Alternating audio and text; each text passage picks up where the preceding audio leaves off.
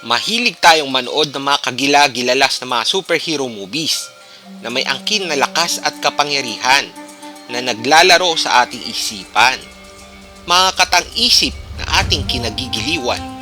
Pero papaano kung sabihin kong may isang taong may pambihirang lakas na hindi ka panipaniwala, nakahalintulad sa ating mga napapanood at nababasa na fictional character?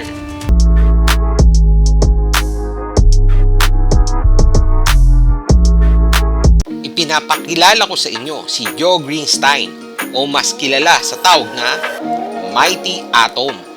Isa sa mga Guinness Book of Record holder at na-feature na din sa Ripley's Believe It or Not.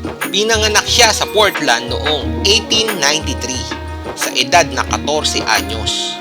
Dineklara siya ng doktor na may hanggang 6 na linggo na lang ang kanyang buhay dahil sa sakit na tuberculosis.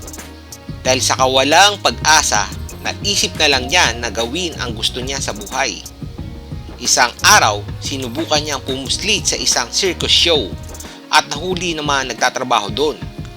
Ginulpi siya hanggang halos malagutan ng kanyang hininga. Doon niya nakilala ang naging mentor niya na si Bolanco na nagturo sa kanya kung paano magkaroon ng pambihirang lakas. Fast forward, naging isang fighter wrestler si John Greenstein at natuto pa ng iba't ibang martial arts katulad ng jiu-jitsu na siyang naging karera niya sa buhay. Isang araw, nagkaroon siya ng kaaway dahil sa babae at tinambangan si Mighty Atom. Binaril sa ulo ng 38 revolver ng malapitan. Nagkaroon lang siya ng konting galos. At ayon sa mga doktor, hindi tumagos ang bala sa ulo niya dahil sa tigas ng kanyang bungo. Dahil doon, nagkaroon siya ng idea at nagsanay palalo upang pagkakita ng kanyang pambihirang lakas.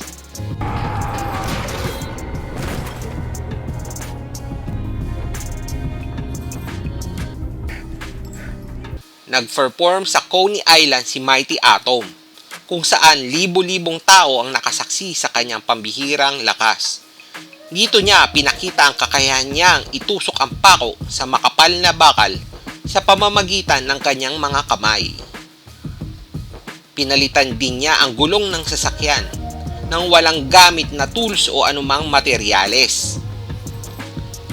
Hinati niya sa gitna ang coins o anumang bakal sa pamamagitan niyang kanyang ipin.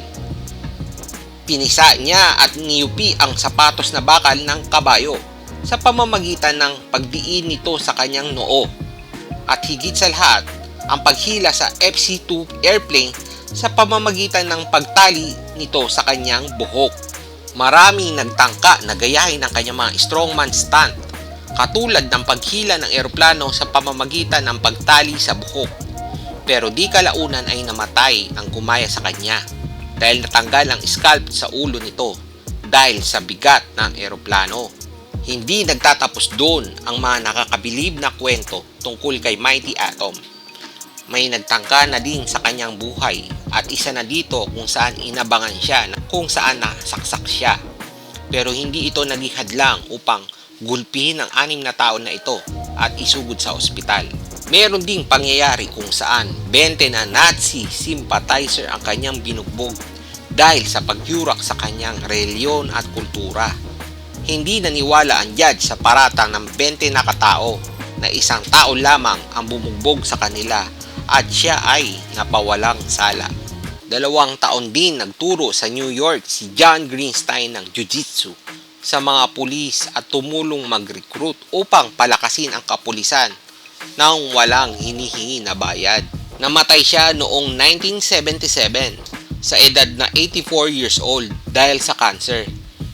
Kahit sa paglipas ng panahon, maraming gumaya at sumibol ng mga fighter, pero hindi pa din matatapatan ang napamalas na galing at lakas ni Mighty Atom.